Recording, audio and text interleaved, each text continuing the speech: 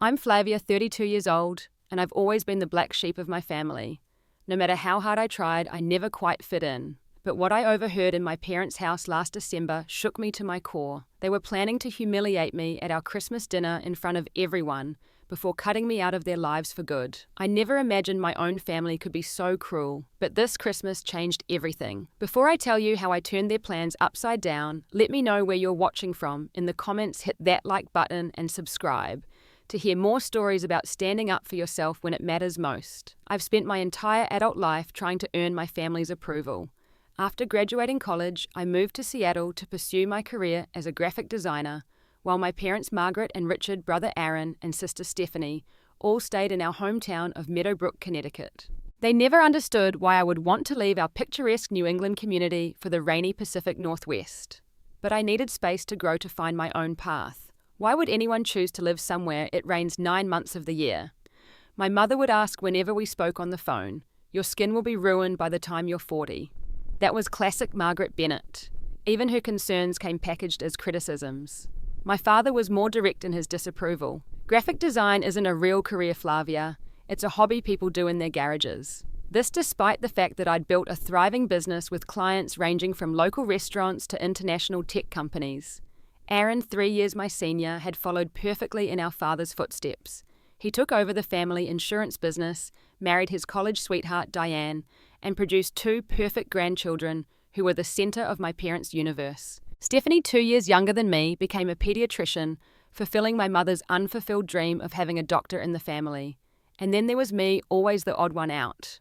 At family gatherings, I became an expert at recognizing the subtle signs of exclusion, conversations that stopped when I entered a room, inside jokes I wasn't privy to, photo albums filled with pictures where I was standing slightly apart from everyone else, as if I didn't quite belong in the frame.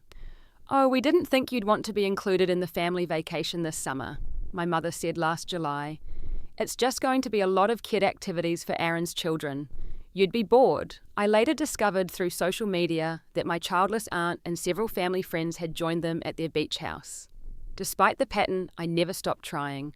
I sent thoughtful birthday and Christmas gifts. I called weekly to check in.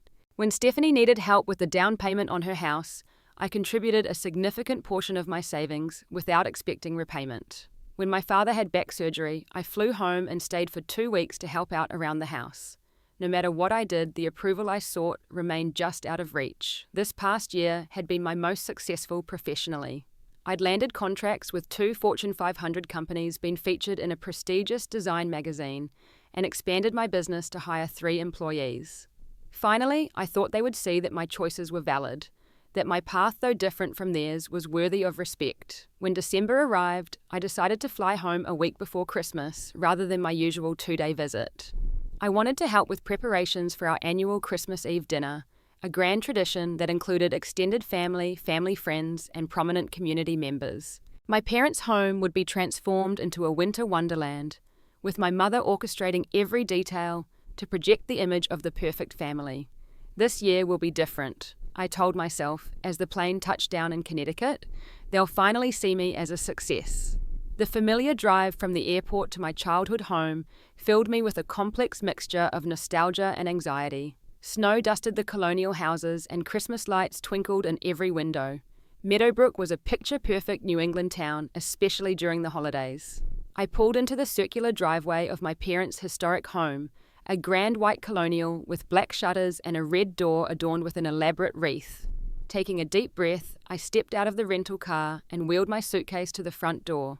Before I could knock, the door swung open to reveal my mother, her blonde hair perfectly styled, despite the fact that it was just past noon on a Tuesday. "Flavia," she said, her smile not quite reaching her eyes, "you're earlier than we expected." No hug, no warmth, just a reminder that I had somehow failed to communicate properly. This was how it always began. I mentioned I'd be arriving around noon in my last email. I said, keeping my voice light as I stepped into the foyer.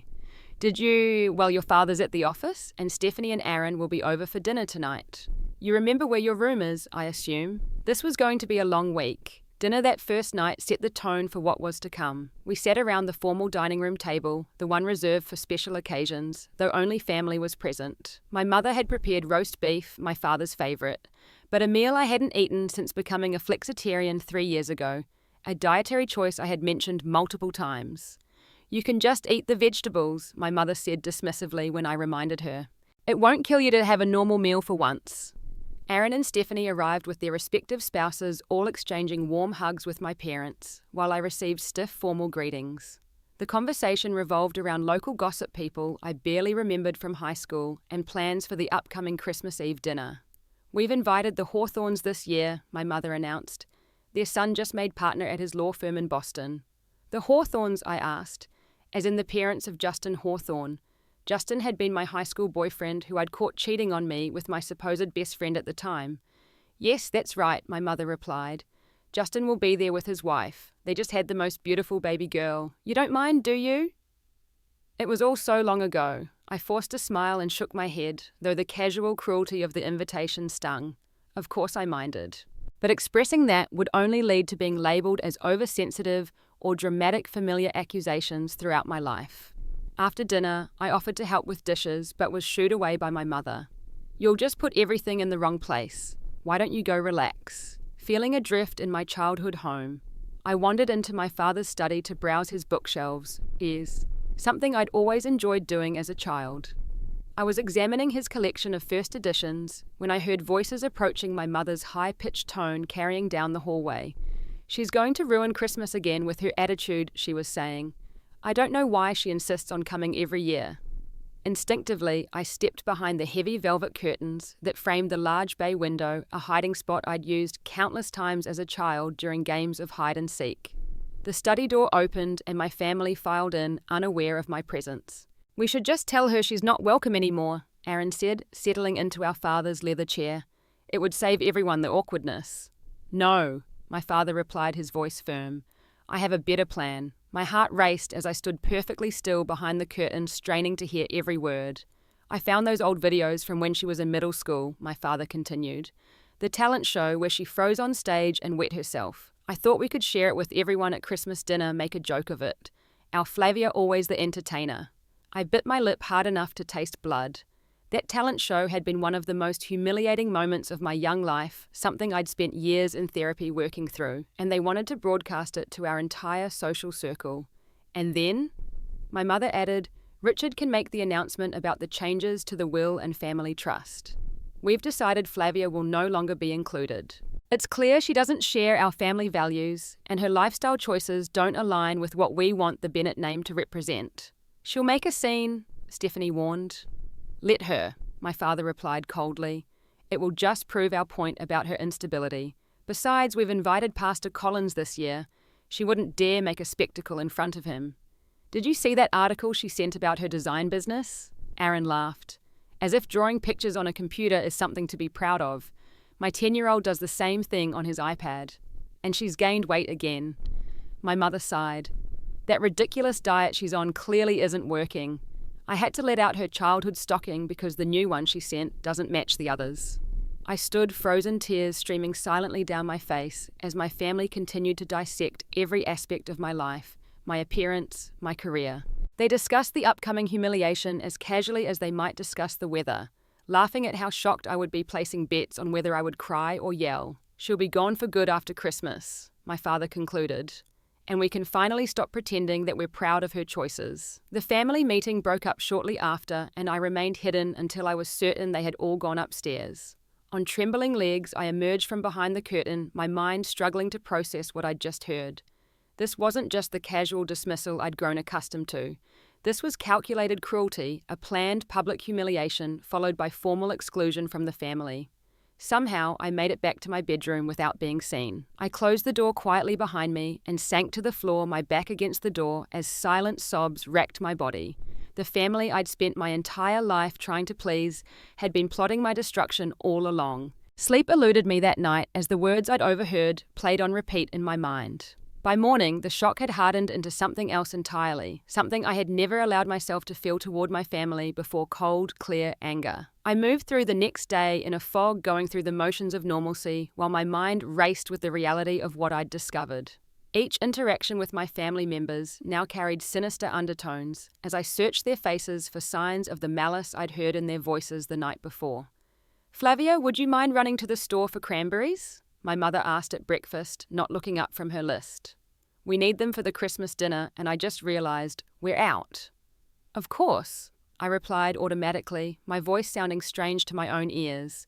Was she sending me on an errand to discuss their plans further in my absence, or was it just a normal request I couldn't tell anymore? During the drive to the local grocery store, my hands shook on the steering wheel. Physical symptoms of stress manifested as a tight chest, a pounding headache, and a knot in my stomach that wouldn't dissipate. I pulled over twice, certain I was going to be sick, but managed to keep myself together through sheer force of will. At the store, I bumped into Mrs. Keller, my high school art teacher, the one person in Meadowbrook who had always believed in me. "Flavia, what a wonderful surprise," she exclaimed, embracing me warmly. "I've been following your career online. That campaign you did for Global Tech was extraordinary. You must be so proud." Her sincere praise brought fresh tears to my eyes, and I blinked rapidly to hold them back. "Are you all right, dear?" she asked, concern evident in her gentle voice. "Just holiday stress," I lied. "It's good to see you, Mrs. Keller." "You too, Flavia. Your parents must be bursting with pride over your accomplishments." I could only nod, unable to speak around the lump in my throat. Back at the house, I found myself studying old family photographs that lined the hallway. In each one, I searched for signs that I had misunderstood that there had been love there all along. Instead, I noticed patterns I'd previously missed or explained away. How I was always positioned slightly apart from the others. How my mother's hand on my shoulder in one photo was clearly applying pressure rather than offering affection. How my siblings were embraced while I stood unanchored. In my childhood bedroom that evening, I pulled out a box of mementos I'd left behind when I moved away. Report cards with straight A's that had been met with, "You should be helping your classmates instead of showing off." A ribbon from a regional art competition that my father had called a waste of time. A dried corsage from the prom I'd attended alone, because the boy who had asked me had been warned off by Aaron, a fact I'd only learned years later. Each item represented an effort to please, to belong, to be worthy of their love, and each one had been dismissed, diminished, or outright rejected. As the reality of my family's true feelings toward me solidified, I began to question everything I thought I knew about myself. Had I built my entire adult identity around proving my worth to people who had decided long ago that I had none? Had my choices been my own, or had they been unconscious reactions to my family's disapproval? The weight of these questions crushed me, and I curled up on my childhood bed and allowed myself to weep openly, muffling the sounds with my pillow so no one would hear. This was grief in its purest form, the death of the illusion that I had a loving family who might someday accept me. When the tears finally subsided, I reached for my phone and called the one person I knew would understand, my college roommate Zoe, who had become family to me in ways my blood relatives never had. "They're planning to humiliate me at Christmas dinner," I whispered into the phone after explaining what I'd overheard. "And then they're going to announce they're cutting me out of the family formally." "Oh, Flav." Zoe's voice was a balm to my raw emotions. "I'm so sorry, but I can't say I'm surprised. You've been chasing their approval for as long as I've known you, and they've never deserved you." "What do I do now?" I asked, feeling lost. "What do you want to do? Confront them, leave, pretend you never heard it?" I considered each option carefully. Confrontation would only validate their view of me as emotionally unstable. Pretending I hadn't heard would mean subjecting myself to public humiliation. Leaving without explanation would deny me any sense of closure or justice. "I don't know yet," I admitted. "But I know I can't stay here and let them hurt me again."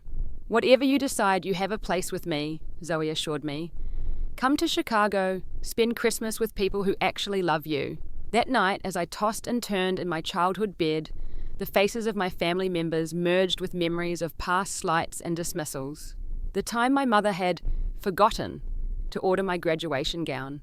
The time my father had introduced me to his colleagues as the artistic one, with a tone that made it clear it wasn't a compliment. The time Stephanie had accidentally spilled red wine on the dress I'd designed and sewn for a family wedding. It hadn't been accidental. None of it had. And I had spent decades making excuses for people who didn't deserve my loyalty or love. By morning, something had shifted within me. The pain was still there, but alongside it was a newfound clarity. For the first time in my life, I saw my family not as they should be or as I wished they were, but as they truly were. And I realized that no amount of achievement, no degree of success would ever be enough to make them value me. It was time to stop trying. I woke up early the next morning with a sense of purpose I hadn't felt since arriving in Meadowbrook. The path forward was suddenly crystal clear. I would not be anyone's victim, least of all my own family's. But neither would I give them the satisfaction of a confrontation they could later distort to support their narrative about me. Instead, I would simply remove myself from the equation. Completely. While my parents and siblings slept, I sat at the antique desk in my bedroom and began researching alternatives to spending Christmas with my toxic family. Within an hour, I'd found a luxury cabin available for the holiday week in the Berkshire Mountains, about 3 hours away, far enough to feel like an escape, but close enough that I could drive there today. Using the credit card I'd earmarked for family Christmas gifts, I booked the cabin immediately, feeling a rush of both anxiety and liberation as I confirmed the reservation. Next, I changed my return flight from December 27th to January 2nd, giving myself a full week of solitude and healing after the holiday. With my escape plan secured, I reached out to the people who had shown me genuine love and support throughout my life.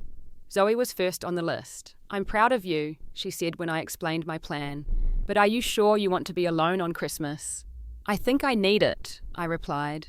Time to process everything and decide what comes next. Zoe understood, but insisted on sending a care package to the cabin to arrive on Christmas Eve. My other close friends responded similarly, offering support without judgment. These connections, I realized, were what family should feel like, built on mutual respect and genuine affection rather than obligation or shared DNA. Between making arrangements, I maintained my facade around my family, smiling at breakfast, helping with Christmas preparations, and pretending I hadn't heard them, plotting my humiliation. The performance was exhausting, but necessary for my plan to succeed. During a rare moment alone in the house, I snuck out to my rental car and began transferring essential items, packing an overnight bag with clothes and toiletries for my mountain retreat. I made sure to leave enough belongings in my room to avoid suspicion, carefully selecting items that would make it appear I was still planning to stay through Christmas. That evening, I sat at my laptop creating what I called my Dignity folder, a digital collection of my professional accomplishments testimonials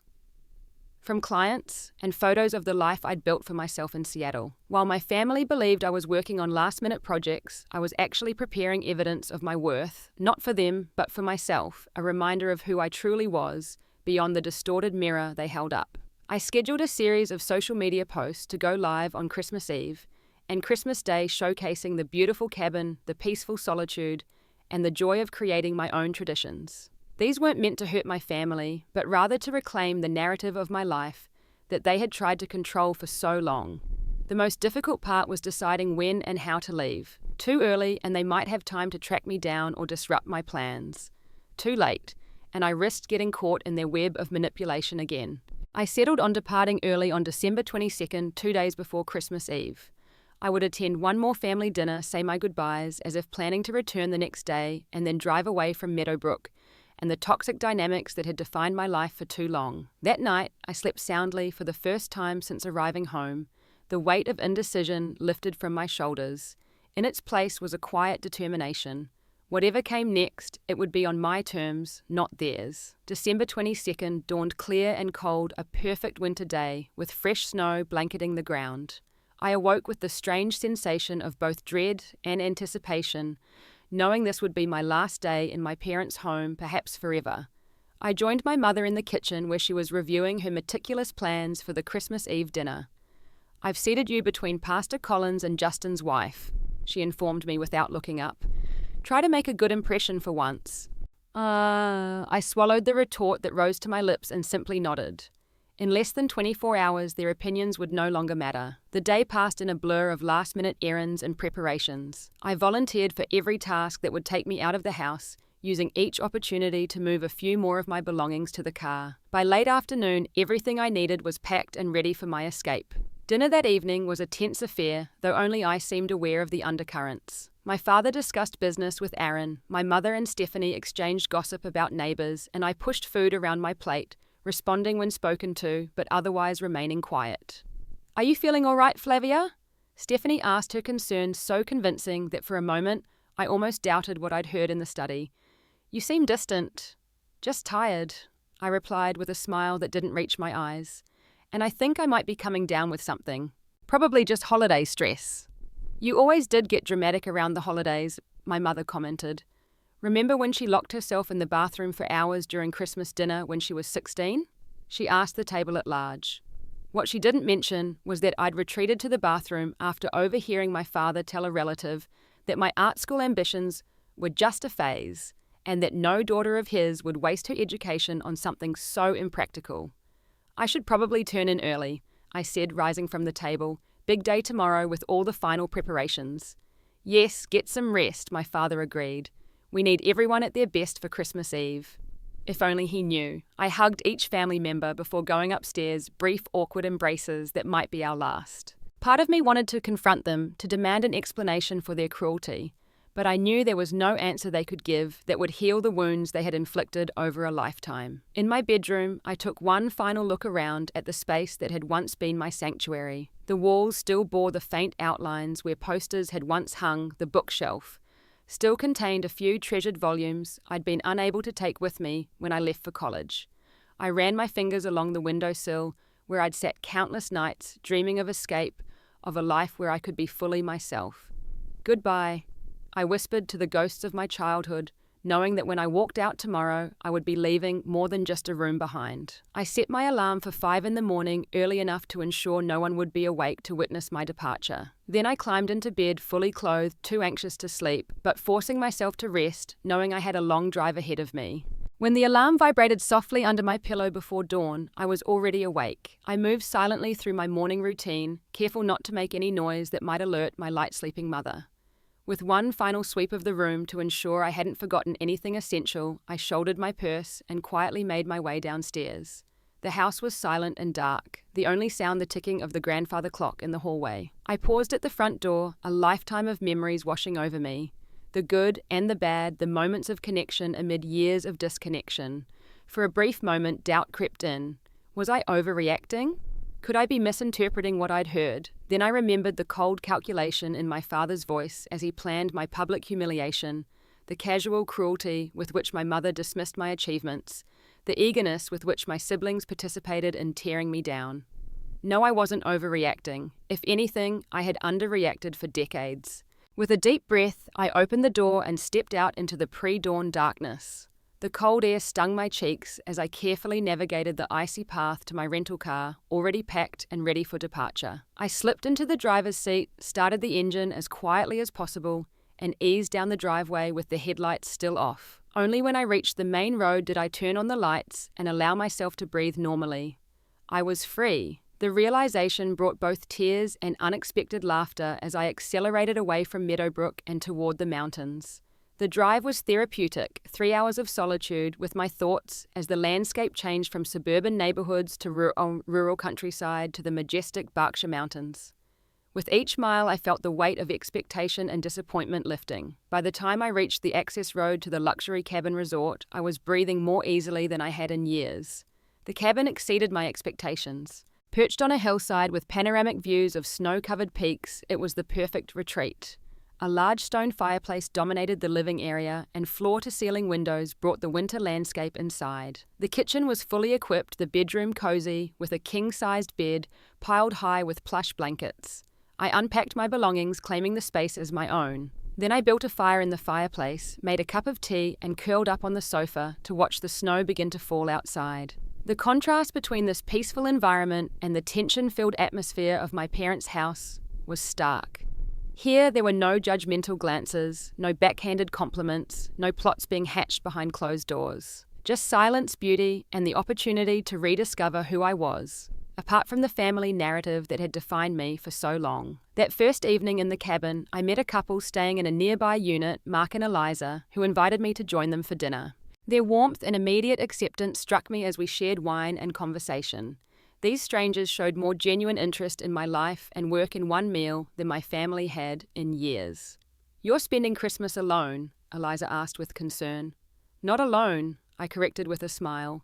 "I'm spending it with myself by choice, and it's exactly what I need this year." As I returned to my cabin that night, I noticed my phone blinking with notifications. The first text from my mother had arrived. "Where are you? We need help with the flower arrangements."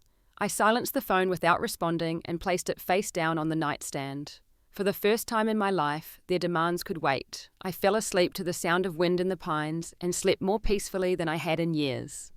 The next morning, December 23rd, brought more messages from my family, progressing from annoyed to concerned as the day wore on. I continued my silence, savoring the knowledge that for once I was in control of the situation. I spent the day hiking in the snow, taking photographs of the winter landscape, and beginning to envision a life where I prioritized my own well-being over others' expectations. By Christmas Eve morning, my phone was buzzing constantly. My family had realized something was wrong, that I wasn't just running errands or taking some time alone. I was gone, and their carefully orchestrated plans for my public humiliation were in jeopardy. As I sipped coffee by the fireplace, watching the morning sunlight sparkle on fresh snow, I knew the moment of confrontation was approaching. Soon my mother would call, demanding to know where I was. And this time I would answer with the truth. The cabin was filled with the scent of cinnamon and apples from the pie I was baking when my phone rang at precisely 2 o'clock on Christmas Eve. My mother's name flashed on the screen, and I took a deep centering breath before answering. "Where are you?" Her voice was sharp with irritation. "Guests will be arriving in 3 hours, and you haven't even been here to help set up. Your father is furious." I laughed softly, the sound surprising even me.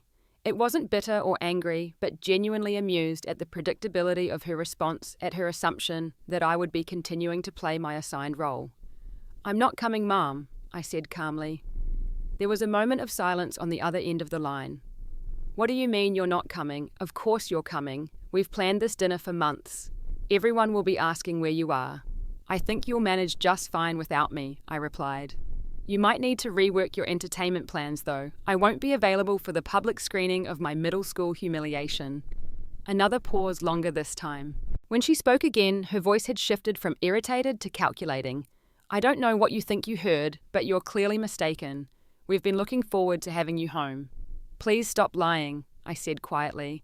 "I was in Dad's study 3 nights ago. I heard everything. The video, the announcement about cutting me out of the will, the jokes about my weight and my career. I heard it all. You were spying on us." Her tone turned accusatory, attempting to flip the narrative. Classic Margaret Bennett, always on the offensive. "No, Mum, I was browsing Dad's books when you all came in. But that's not the point. The point is that I finally understand something I should have realized years ago. You don't love me. You never have, at least not in any way that matters." "How dare you," she hissed, "after everything we've done for you." "What exactly have you done for me?" Mum criticized every choice I've made, dismissed every accomplishment, planned to humiliate me in front of everyone we know. "You're being dramatic as usual," she said, but I could hear the uncertainty in her voice, the realization that her control over me was slipping. "No, I'm being honest. Finally, I've spent my entire life trying to earn your approval, your love, but now I see that was never possible because the problem was never me. It was you, Dad, Aaron, Stephanie. All of you decided long ago that I wasn't worthy of acceptance, and nothing I could have done would have changed that." "That's absurd," she sputtered. "Where are you? I'm sending your father to get you right now." "I'm somewhere safe, somewhere peaceful, and I'm not coming back, not today, not for New Year's, maybe not ever. I'm done trying to be part of a family that only wanted me as a scapegoat or a punching bag." I heard muffled voices on her end of the line. Then my father's voice boomed through the speaker. "Flavia, this is childish and irresponsible." He said, his authoritative tone so familiar it almost made me flinch. Almost. "Whatever you think you heard, you misunderstood. Now tell us where you are so we can talk about this like adults."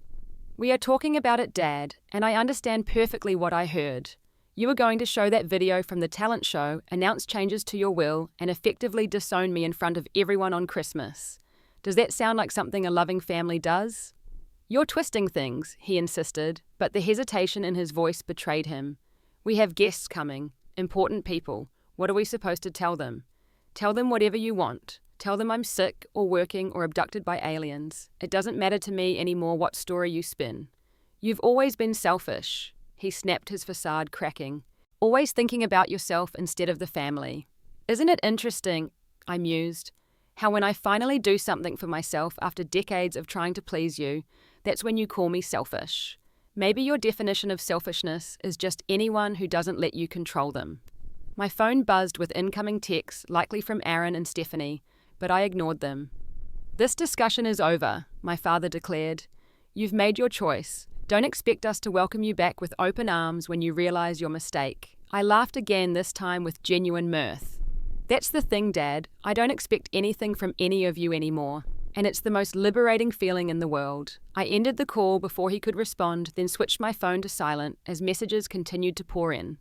Some were angry, others manipulative, attempting to guilt me into returning. A few expressed fake concern, suggesting I was having some kind of breakdown. Classic gaslighting techniques trying to make me doubt my own perception of reality.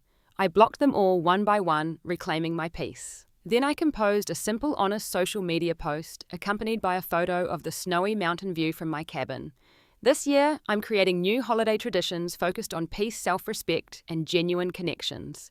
Sometimes the family we choose brings more love than the family we're born into.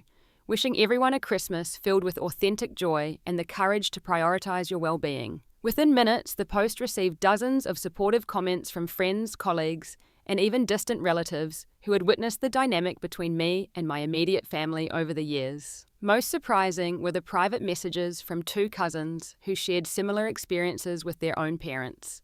My father's siblings suggesting the pattern of toxicity ran deeper than I had realized. As evening fell, I received a text from my Aunt Caroline, my mother's sister, who had always been slightly kinder to me than the rest. "Your mother is telling everyone you had a work emergency," she wrote. "But rumors are flying. Justin Hawthorne asked why they invited him if you weren't going to be here. Apparently your father had promised him some kind of entertainment involving you." "Are you surprised?" I texted back. "Not entirely," she admitted. "I've seen how they treat you. For what it's worth, I should have said something years ago. I'm sorry, Flavia." It wasn't enough, but it was something. A small acknowledgement that I hadn't imagined the decades of mistreatment. As darkness settled over the mountains, I sat by the fire with a glass of wine, Christmas music playing softly in the background. I felt a complex mixture of emotions. Grief for the family. I had never truly had anger at the years wasted, seeking approval that would never come, but mostly a profound sense of liberation. For the first time in my life, I wasn't basing my decisions on how my family might react. I wasn't calculating how to minimize criticism or maximize the slim chance of praise. I was simply living according to my own values and needs. My phone buzzed one more time that night, a text from a number I didn't recognize. It was a photo of my parents' Christmas Eve dinner, clearly taken surreptitiously. The mood appeared tense, faces strained, conversation visibly forced. My empty chair was conspicuously present, a physical reminder of my absence. The accompanying message read, "You're not missing anything. Stay where you are. Be happy. Some of us wish we had your courage." I never learned who sent it, but I saved the image as a reminder that leaving was not an act of cowardice, as my father had implied, but one of tremendous courage, of choosing integrity over false harmony, of valuing myself when others would not. As I fell asleep that night in the peaceful cabin, snow falling gently outside my window, I realized that this Christmas Eve, for the first time, I felt truly at peace. Christmas morning dawned bright and clear, sunlight sparkling on fresh snow outside my cabin window. For a moment upon waking, I felt the familiar holiday anxiety that had accompanied every Christmas of my life, the pressure to perform joy for my family's approval. Then I remembered where I was and why, and the anxiety dissolved into genuine contentment. I made coffee and carried it to the porch, bundled in a blanket against the cold. The mountains stretched before me, majestic and indifferent to human drama. I breathed deeply, filling my lungs with crisp winter air, and allowed myself to simply be present in the moment without worrying about disappointing anyone or walking on eggshells to avoid criticism. Around 10, a knock at my door revealed Mark and Eliza, the couple I'd met 2 days earlier, bearing freshly baked cinnamon rolls and an unexpected invitation. "We're having a small gathering at our cabin this afternoon," Eliza explained. "Just a few people from nearby cabins, very casual. We'd love for you to join us if you'd like some company today." I hesitated, my instinct to decline politely to protect myself from potential judgment or rejection. Then I recognized this reaction as a learned response from years with my family, not a reflection of these kind strangers who had shown me only warmth. "I'd love to come," I replied, surprising myself with how much I meant it. "Thank you for thinking of me."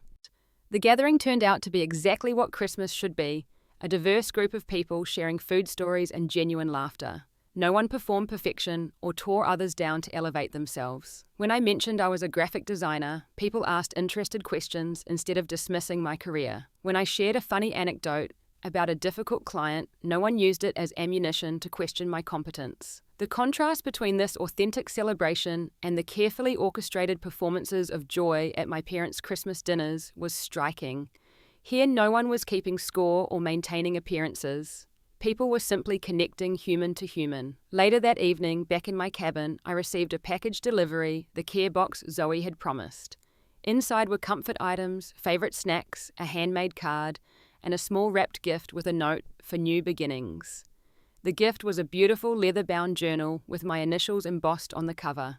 On the first page, Zoe had written, "Fill these pages with your truth, not the story others tried to write for you." I began writing that night, pouring out the pain, anger, and grief I'd carried for so long, but also documenting the surprising peace and clarity I'd found in walking away from toxic relationships, even those bound by blood. The week following Christmas became a retreat of sorts, a time for reflection and healing. I hiked through snow-covered forests, read books I'd been meaning to get to for months, and connected with friends via video calls without the constant tension of family drama in the background. My phone remained silent from my immediate family, though I received a few more messages from extended relatives expressing a mixture of concern, support, and curiosity about what had happened. I responded selectively, offering a simplified version of events to those who seemed genuinely concerned, ignoring the rest. When New Year's Eve arrived, I joined another small gathering at the resort's main lodge, toasting the coming year with people who had been strangers a week ago, but now felt like friends. At midnight, as fireworks exploded over the mountains, I made a silent vow to myself this year would be different. This year, I would prioritize relationships that uplifted me, work that fulfilled me, and choices that honored my authentic self. Returning to Seattle in early January felt like arriving home in a way that Meadowbrook never had. My apartment filled with art and colors my mother would have deemed excessive welcomed me back.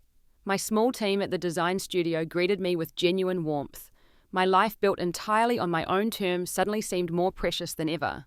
The weeks that followed required establishing clear boundaries with family members who attempted to re-establish contact. My mother called twice, leaving voicemails that oscillated between guilt trips and thinly veiled threats about family legacy. My father sent a formal email outlining the consequences of my Christmas departure, confirming that I had indeed been removed from the will and family trust. Stephanie texted occasionally, her messages superficially friendly, but probing for information she could report back to our parents. Aaron didn't contact me at all, apparently writing me off completely, which was its own form of relief. I responded to each contact thoughtfully, maintaining firm boundaries without unnecessary cruelty. To my mother's voicemails, I sent a text. "I'm not ready to speak with you yet. I need time and space to process everything. Please respect that." To my father's email, I replied simply, "Acknowledged. Your choices are your own as mine are mine." To Stephanie's probing texts, I answered with pleasant but information-free responses until she eventually gave up. More surprising were the family members who reached out with genuine support.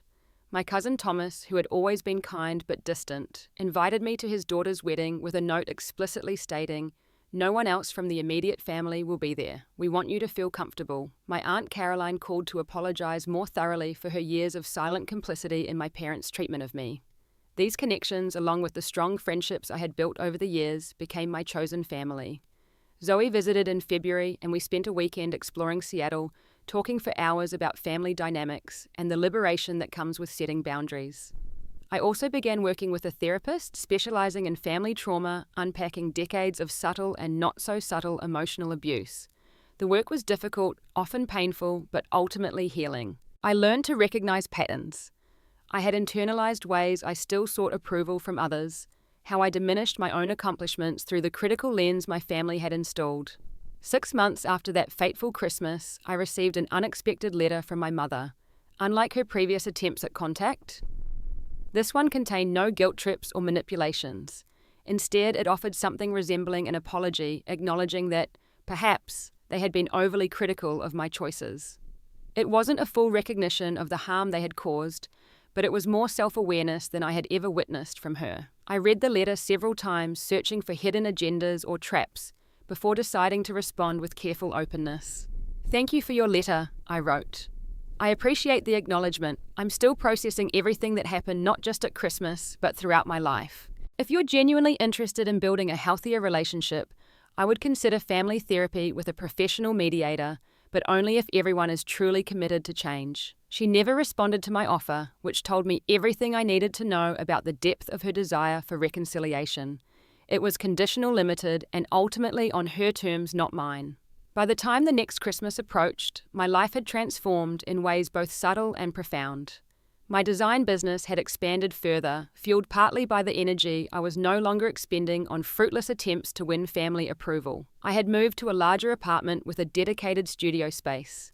I had deepened existing friendships and formed new ones with people who appreciated me for exactly who I was. I decided to host Christmas that year, inviting my chosen family to Seattle for a week of festivities.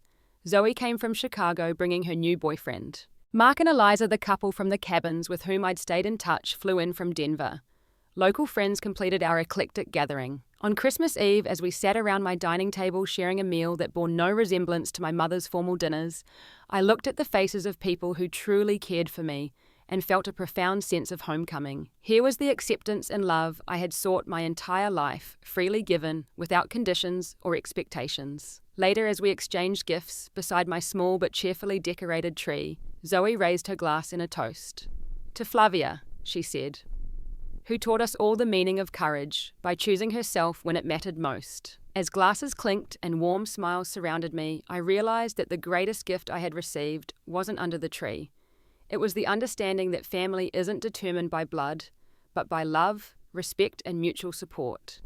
That I deserved relationships that built me up rather than tore me down. That setting boundaries wasn't selfish, but an act of profound self-respect. The journey hadn't been easy, and there were still moments of grief for the family relationships I had wished for, but never had. There were days when old insecurities resurfaced, when my parents' voices echoed in my mind, questioning my worth or my choices. But those voices grew fainter with time, replaced by my own stronger voice, and the supportive voices of those who truly cared for me.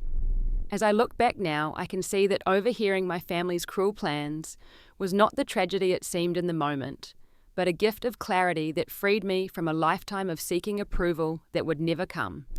It gave me permission to finally walk away from people who could not love me as I deserved to be loved, and toward those who could. Family isn't always what we're born into. Sometimes it's what we create for ourselves, one authentic connection at a time. And while blood may be thicker than water, love, I've learned, is thicker than both. If you're struggling with similar family dynamics, know that you're not alone. You deserve relationships that honor your worth, and sometimes the bravest thing you can do is walk away from those that don't. Share your own experiences in the comments, and remember to like and subscribe for more stories about finding strength in difficult circumstances. Thank you for listening to my journey, and I wish you the courage to choose yourself when it matters most.